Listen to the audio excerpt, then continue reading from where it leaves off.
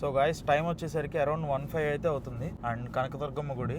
First travel vlog నాది type 2 లారాలో చేశాను. So ఇదే ప్లేస్లో స్టార్ట్ చేశాను ట్రావెల్ వ్లాగ్. అప్పుడు అసలు చాలా మంచి రీచ్ వచ్చింది. వితిన్ 2-3 డేస్లోనే 6-7K రీచ్ వెళ్ళిపోయింది అప్పుడు. సో మళ్ళీ ఫస్ట్ టైం మన మిల్కీ బాయ్తో సేమ్ ప్లేస్లో స్టార్ట్ అయితే చేస్తున్నాను. ఆల్మోస్ట్ ఇదే టైంలో ప్రతి ఇయర్ ట్రావెల్ వ్లాగ్ ఉంది. మీరు చూస్తే కనుక 2024లోనేమో టైప్ 2 లారో, లాస్ట్ ఇయర్ అంటే 2025లోనేమో మన బ్లూ గార్డ్ ఉంది కదా ఆ ట్రావెల్ వ్లాగ్, అది కూడా చాలా మంచి రీచ్ అయితే వచ్చింది. నెక్స్ట్ ఇంకా 2026లో మిల్కీ బాయ్తో. First travel vlog solo and second time మా ఫాదర్ ఒకళ్ళు ఉన్నారు. ఈసారి ఫ్యామిలీ మొత్తం ఉన్నారు. 3 డిఫరెంట్ కార్స్ 3 కాన్సిక్యూటివ్ ఇయర్స్లో. ఇదే ఫస్ట్ వ్లాగ్ మన మిల్కీ బాయ్తో. సో గైస్ ఇంకా ఫైనల్లీ ఇబ్రహీంపట్నం సర్కిల్ దగ్గరికి అయితే వచ్చాం.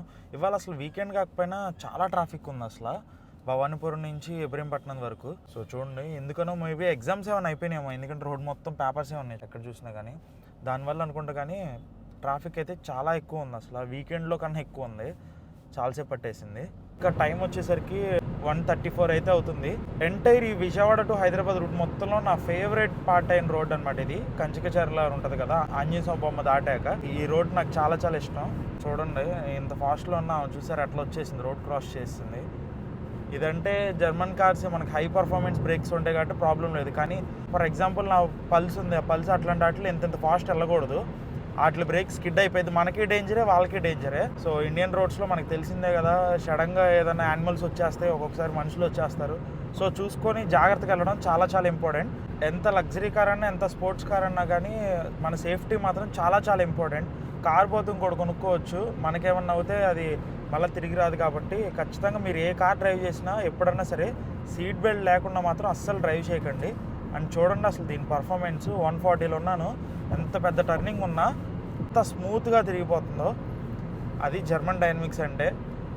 ప్రీమియం కార్స్ ఎంత ప్రీమియం ఉంటే అంత కంఫర్ట్ ఉంటుంది, అంత మనకి కూడా ఎఫర్ట్లెస్గా డ్రైవ్ చేయొచ్చు. లైక్ ఎక్కువ స్ట్రెస్ ఫీల్ అవ్వ అనమాట.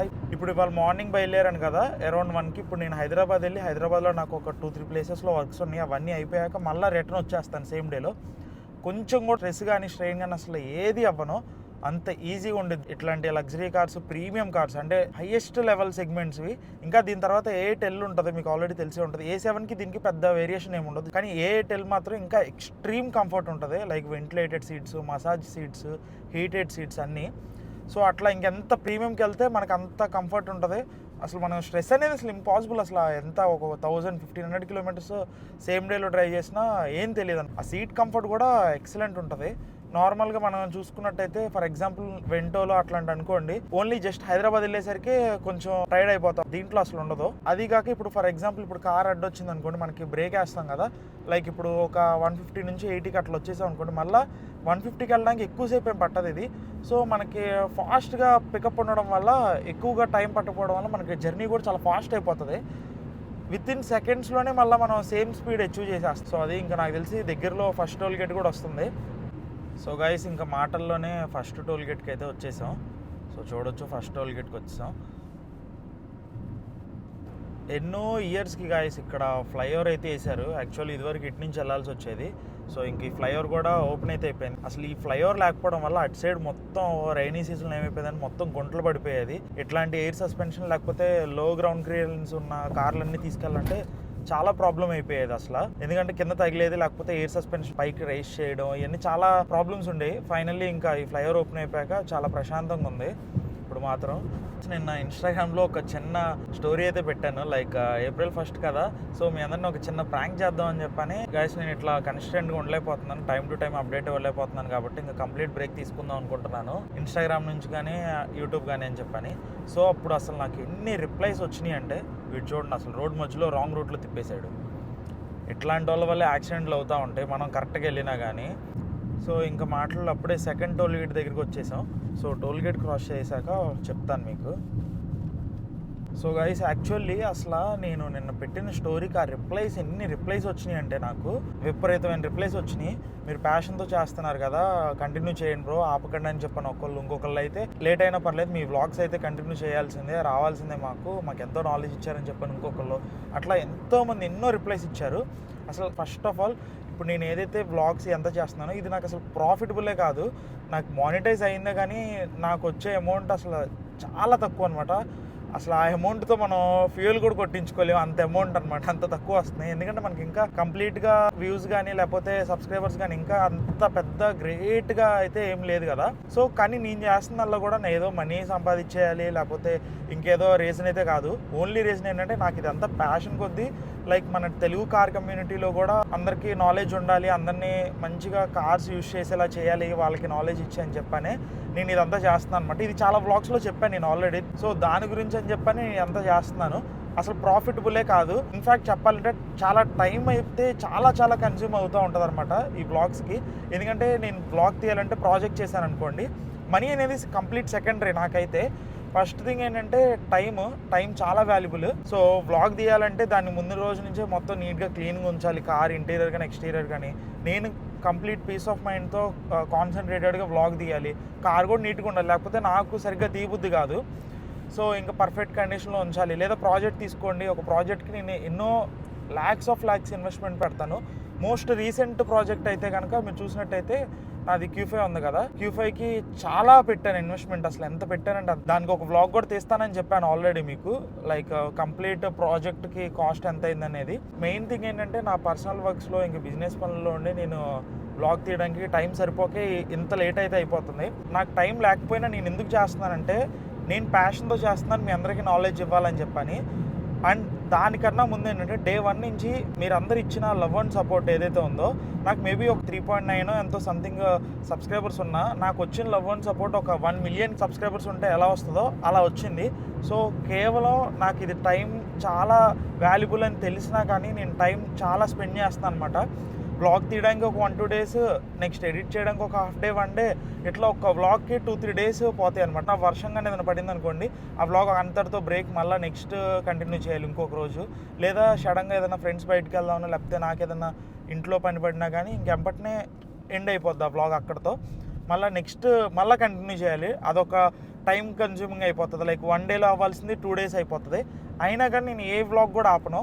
మేబీ రావడం కొంచెం లేట్ అవుతుందేమో, లైక్ 1-2 months అట్లా వ్లాగ్, బట్ కాకపోతే ఖచ్చితంగా ప్రతి వ్లాగ్ అయితే టైం టు టైం అప్లోడ్ చేస్తూనే ఉంటాను. సో కానీ మీ లవ్ అండ్ సపోర్ట్ వల్లే నేను వ్లాగ్స్ అయితే చేస్తూ ఉన్నాను డే 1 నుండి కూడా. సో ఇదైతే నేను లైఫ్ లాంగ్ ఎప్పటికీ వ్లాగ్ తీయకుండా ఆపడం కానీ లేకపోతే ఇన్స్టాగ్రామ్లో కానీ యూట్యూబ్ కానీ కంప్లీట్ షట్ డౌన్ కానీ అట్లా ఎప్పటికీ ఉండదు. ఖచ్చితంగా నేను ఉన్నంత వరకు ఈ వ్లాగ్స్ కానీ ఈ రీల్స్ కానీ పోస్టులు కానీ అన్నీ వస్తూనే ఉంటాయి. ఎప్పుడైతే నేను మళ్ళీ ఏప్రిల్ ఫూల్ అని చెప్పని ఆ స్టోరీ పెట్టానో, చాలామంది అబ్బాయి సాయిరామ్ బతికించావు బ్రో, అది బ్రో ఇది బ్రో అని చెప్పి అసలు ఎంత లవ్ అండ్ సపోర్ట్ చూపించారంటే అసలు మామూలుగా కాదు. సో మీలో ఎవరైనా కొత్త వాళ్ళు ఉంటే కనుక ఆల్రెడీ 2 ట్రావెల్ వ్లాగ్స్ అప్లోడ్ చేశాను, సేమ్ ఇదే type of Vijayawada to Hyderabad. ఫస్ట్ది వచ్చేసరికి టైప్ 2 అని చెప్పాను కదా, సెకండ్ది వచ్చేసరికి మన ఎక్స్ కార్ అయిన బ్లూ గార్డ్ని, థర్డ్ ఇది. సో ఆ 2 వ్లాగ్స్ కూడా ఒకసారి చెక్ చేయండి, చాలా బాగుంటాయి. అవి కూడా సిమిలారిటీ ఉన్నా కానీ బట్ కాకపోతే కొంచెం వేరే టిప్స్ అండ్ వేరే ఇన్ఫర్మేషన్ ఉంటుంది ఆ 2 వ్లాగ్స్లో కూడా. సో మీలో ఎవరైనా కొత్త వాళ్ళు ఉంటే కనుక ఖచ్చితంగా నా యూట్యూబ్ని అయితే సబ్స్క్రైబ్ చేసుకొని, పాత వ్లాగ్స్ ఆల్రెడీ చాలా మంచి యూస్ఫుల్ తెలుగు క్రేజీ కంటెంట్ అయితే అప్లోడ్ చేస్తుంది, అవన్నీ అయితే చెక్ చేయండి. అట్లాగే నా ఇన్స్టాగ్రామ్ కూడా ఫాలో అవ్వండి, ఎందుకంటే లేటెస్ట్ అప్డేట్స్ అన్నీ కూడా నేను ఫస్ట్ ఆఫ్ ఆల్ పోస్ట్ చేసేది ఏదైనా సరే నా ఇన్స్టాగ్రామ్లోనే. సో యాక్చువల్లీ ఏపీ-TG బార్డర్ దగ్గర కూడా ఫ్లైఓవర్ అయితే వేసేస్తున్నారు, సో దట్ ఇటు సైడ్ వెళ్ళేవాళ్ళు ఇంకా కింద అండర్ గ్రౌండ్ నుంచి వెళ్ళిపోయేలాగా. ఇన్ని రోజులు మొత్తం కంబైన్డ్ ఉండేది కదా, సో ఒక ట్రాఫిక్ ఉండేది, యూటర్న్ తీసుకున్న వాళ్ళు కానీ లేకపోతే హైదరాబాద్ నుంచి వచ్చేవాళ్ళు రైట్ టర్న్ తీసుకునే వాళ్ళు కానీ ఏదన్నా కానీ. సో ఇప్పుడు ఇదైతే కన్స్ట్రక్షన్ చేస్తున్నారు. లాస్ట్ టైం వచ్చినప్పుడు నేను లేదు ఇది, సో చూడొచ్చు ఇది పాత రోడ్డు. సో ఇంకా ఇక్కడ సర్వీస్ రోడ్ నుంచి పెట్టేశారు. కాకపోతే మొన్న నేను ఒక 3 days బ్యాక్ వెళ్ళాను కదా, సో ఇట్లాగా రాంగ్ రూట్లో బైక్ వాళ్ళు వస్తే ఓకే, కానీ ఈవెన్ లారీస్ బస్సెస్ కూడా రాంగ్ వేలో వచ్చేస్తున్నాయి. అసలు ఒక్క బస్ పట్టడానికే చిన్న రోడ్డు అది, సర్వీస్ రోడ్డు, దాంట్లో వీళ్ళు కూడా వచ్చేస్తున్నారు. మన ట్రావెల్ బ్లాగ్లో సాంగ్స్ లేకపోతే అసలు అది ట్రావెల్ బ్లాగే అవ్వదు. సో ఇంకా లేట్ చేయకుండా కచేరీ అయితే మొదలు పెట్టేద్దాం.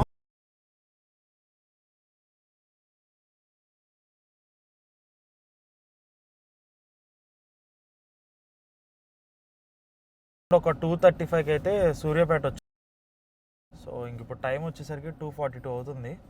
హోటల్ 7కి వచ్చాం లంచ్ చేద్దాం అని చెప్పని. ఇంకా లంచ్ అయిపోయాక మళ్ళీ జర్నీ స్టార్ట్ చేయడమే. టైం అరౌండ్ 3:36 అవుతుంది. సో లంచ్ అయిపోయింది అండ్ ఇంక చూసుకోవచ్చు 3rd టోల్ గేట్ కూడా వచ్చింది.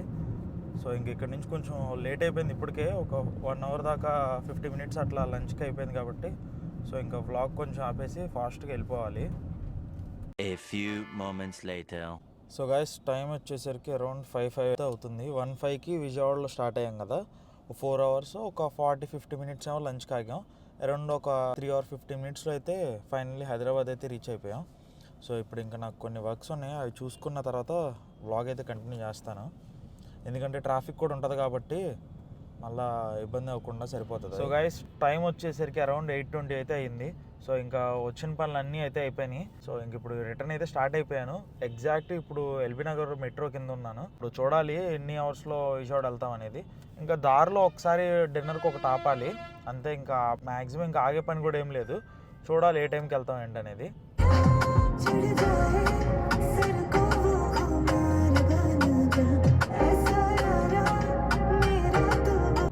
Morning last Panthangi toll gate నుంచి ఎల్బీ నగర్ కన్నా కూడా రిటర్న్లో వచ్చేటప్పుడు చాలా ఫాస్ట్గా వచ్చేసాం.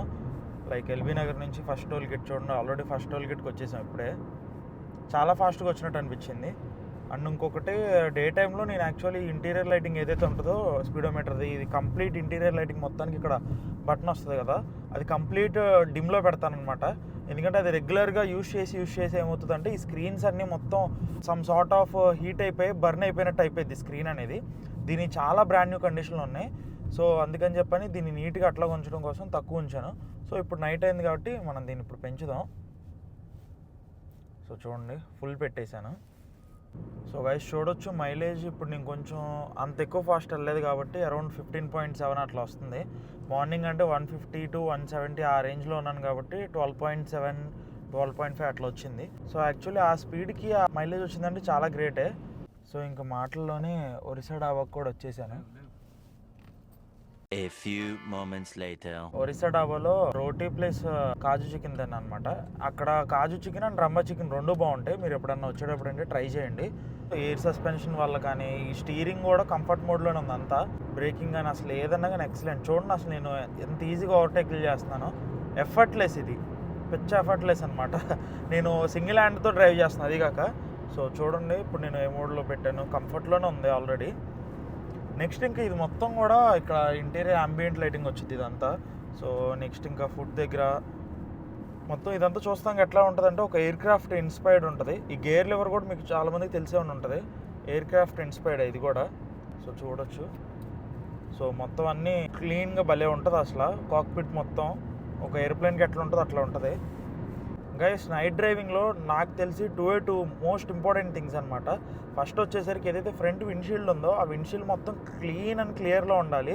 లైక్ స్క్రాచెస్ అయ్యేం ఉండకూడదు. ఇన్ కేసు ఉంటే కనుక దానికి 2-3 వేస్ ఉన్నాయి. ఒకటి రీప్లేస్, ఇంకొకటేమో దాన్ని మొత్తం శాండింగ్ అవి ఇవి చేపించేసి క్లీన్ చేయించేయడం. లైక్ బ్రాండ్ న్యూ అయిపోతుంది. ఆ స్వెల్ మార్క్స్, స్క్రాచెస్ అయ్యేం అన్నీ మినిమైజ్ అయిపోతాయి మ్యాక్సిమం 90-95% వరకు. ఇంకా బ్రాండ్ న్యూ గ్లాస్ అయిపోతుంది, లేదా కొత్త గ్లాస్ వేయించుకోవడమే. నెక్స్ట్ థింగ్ వచ్చేసరికి మనకి ఏమన్నా ఇన్సెక్ట్స్ కానీ నైట్ టైం వెళ్ళినప్పుడు ఫాస్ట్ వెళ్ళినప్పుడు ఇన్సెక్ట్స్ అన్నీ తగిలి ఆ బగ్స్ అన్నీ మొత్తం ఇక్కడ చచ్చిపోయి గట్టిగా అతుక్కుపోయి ఉంటాయి. అదొకటి. లేకపోతే అన్న డస్ట్ కానీ మడ్ కానీ ఉంటే అదంతా క్లీన్ చేసుకోవాలి. ఇవి చాలా ఇంపార్టెంట్. సో సెకండ్ థింగ్ వచ్చేసరికి ఏంటంటే హెడ్లైట్స్ మాత్రం చాలా చాలా ఇంపార్టెంట్. పూర్ విజిబిలిటీతో వెళ్ళిపోతే కనుక చాలా ప్రాబ్లం అయింది. మనకి ఏముందనేది కూడా కనిపించదు. ఎస్పెషల్లీ ఇట్లాంటి ప్రీమియం లగ్జరీ కార్స్ ఏంటంటే కొంచెం గ్రౌండ్ క్లియరెన్స్ తక్కువ ఉంటాయి కాబట్టి సడన్గా అయినా పోతలు కానీ ఏదైనా దాంట్లో పడిపోయింది అనుకోండి ఇంకా ల్యాక్స్ పెట్టి చేయించుకోవాల్సి వస్తుంది. ఆ సంపు కానీ ఏదన్నా చాలా ఎక్స్పెన్సివ్ ఉంటుంది కాబట్టి. అండ్ మీరు చూసుకున్నట్టయితే మన కార్కి అయితే ఎటువంటి ప్రాబ్లం అయితే లేదు. లైటింగ్ చూడండి ఇదంతా లో బీమ్ అనమాట. ఫాగ్ లైట్స్ కూడా అన్నీ ఆఫే ఉన్నాయి, జస్ట్ ఓన్లీ లో బీమ్స్. ఇది హై బీమ్. యూజువల్గా మన వ్యాక్ కార్స్లో ఈ టైప్ ఆఫ్ సింబల్ అయితే ఉండదు, కొంచెం వెరైటీ టైప్ ఆఫ్ సింబల్ ఉంది చూడండి. ఇప్పుడు అది డీయాక్టివేట్ చేస్తున్నాను. సో చూడండి డీయాక్టివేట్ చేసాను. సో ఇప్పుడు మళ్ళీ యాక్టివేట్ చేస్తా చూడండి. ఇది ఏంటంటే హై బీమ్ అసిస్ట్ అంటారు దీన్ని. ఇక్కడ ఒక కెమెరా ఉంటుంది అనమాట. ఫ్రంట్ ఆన్ కమింగ్ ట్రాఫిక్ని అది సెన్స్ చేస్తూ ఉంటుంది. ప్రతి మిల్లీ సెకండ్ సెన్స్ చేసి మనం సర్టెన్ స్పీడ్ రీచ్ అయిపోయాక ఫ్రంట్ ఏం లేవనుకోండి ఆటోమేటిక్గా అదే హై బీమ్ అయితే వేసేస్తుంది.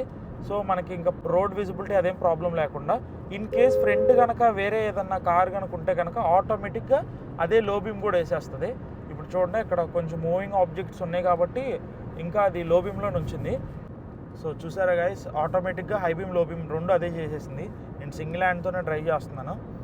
సో ఏదైనా ట్రాఫిక్ ఉంటే ఆటోమేటిక్గా అదే లో బీమ్ హై బీమ్ చేసుకుంటూ ఉంటుంది అనమాట. దాన్ని హై బీమ్ అసిస్ట్ అని అంటారు.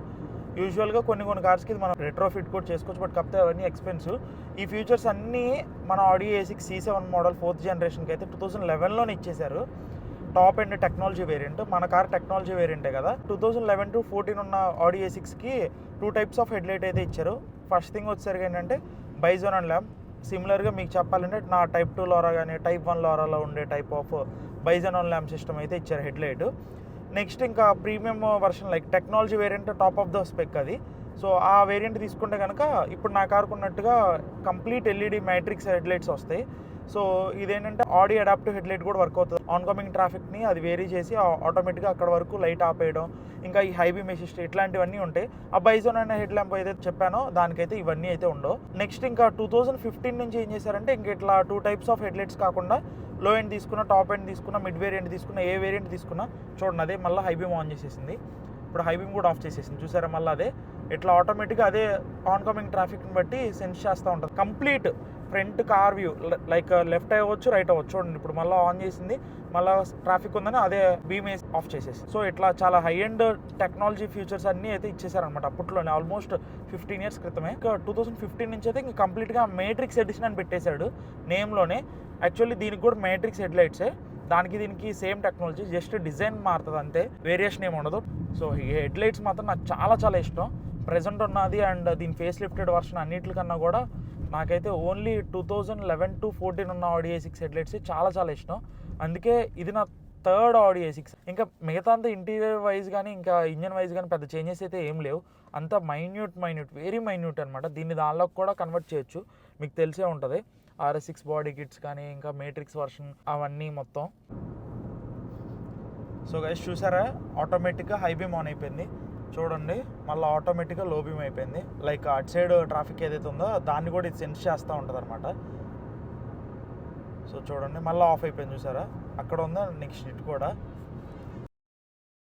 ఇట్లాంటి ఫీచర్స్ ఎప్పుడు యూజ్ అవుతుంది అంటే బాగా మనకి పద్దాక మన హై బీమ్ లో బీమ్ వేసుకోవడం, ఇంకా ఆన్కమింగ్ ట్రాఫిక్ వాళ్ళని బ్లైండ్ చేయకుండా ఉండడం, అట్లాంటప్పుడు ఇది ఒకటి ఆన్ చేస్తే చాలా కంప్లీట్గా మానిటర్ చేసుకుంటా ఇంక మనకి ఎఫర్ట్లెస్గా అదే హై బీమ్ లో బీమ్ ఆన్ చేసుకుంటూ ఉంటుంది, ప్రాబ్లం ఏముండదు ఇంక మనకి. అండ్ ఇంకా ఇంకొక రెస్ట్ రికమెండేషన్ అనేది కూడా ఉంటుంది. మోస్ట్లీ నా బ్లూగోడ్ వ్లాగ్ ఏదైతే ట్రావెల్ వ్లాగ్ చూసారో వాళ్ళకి ఐడియా ఉంటుంది, అది కూడా అయితే ఆన్లోనే ఉంది మనకి.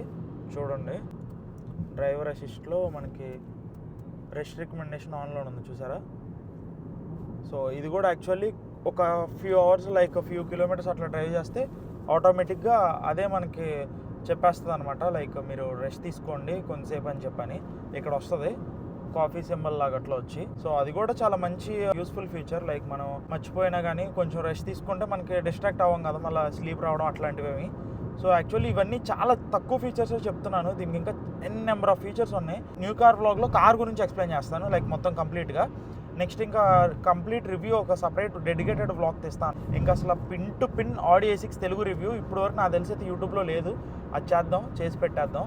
చూడండి ఇప్పుడు ఆన్కమింగ్ ట్రాఫిక్ ఏది లేదు, ఖచ్చితంగా నాకు తెలిసి ఆన్ అవ్వాలి. ఇప్పుడు ఇది చూసారా ఆన్ అయింది, బట్ అటు సైడ్ రాగానే ఆఫ్ అయిపోయింది చూసారా. సో అట్లా ఇటు సైడ్ కూడా సెన్స్ చేస్తాను అనమాట, ఇది ఒక్కటే కాదు ఆపోజిట్ అటు సైడ్ కూడా మొత్తం కంప్లీట్గా సెన్స్ చేసి చేస్తుంది అది. అతర్లో పూసుకున్నా పౌడర్లో రాసుకున్నా ఊరేగి వస్తా ఉన్నా నీ కోసమే కన్నా. సో గైస్ ఇంకా ఫైనల్లీ టైం వచ్చేసరికి అరౌండ్ ఒక 12:51 అవుతుంది. విజయవాడ అయితే ఫైనల్లీ వచ్చేసాను. అండ్ చూసుకోవచ్చు కొంచెం తక్కువ ఫాస్ట్లో వచ్చాను, లైక్ 120, 130 ఆ రేంజ్లో వచ్చాను అనమాట. అందుకనే మైలేజ్ అరౌండ్ 16.7 అట్లా వచ్చింది. ఇంకా ఇది 100లో క్రూజ్ పెట్టేస్తే కనుక ఈజీగా 20+ అయితే వస్తుంది, 21, 22 ఆ రేంజ్లో వస్తుంది. అయితే ఫైనల్లీ ఇంకా విజయవాడ టు హైదరాబాద్ ట్రిప్ అయితే కంప్లీట్ అయిపోయింది. అండ్ ఇంకా నెక్స్ట్ ఎక్కడైతే బ్లాగ్ స్టార్ట్ చేసామో Bhavanipuram to Vijayawada bus stand flyover ఉంటుంది కదా, అక్కడికైతే వచ్చేసాం ఫైనల్లీ. కనకదుర్గం గుడి లెఫ్ట్ సైడ్లో ఉన్నది అనమాట.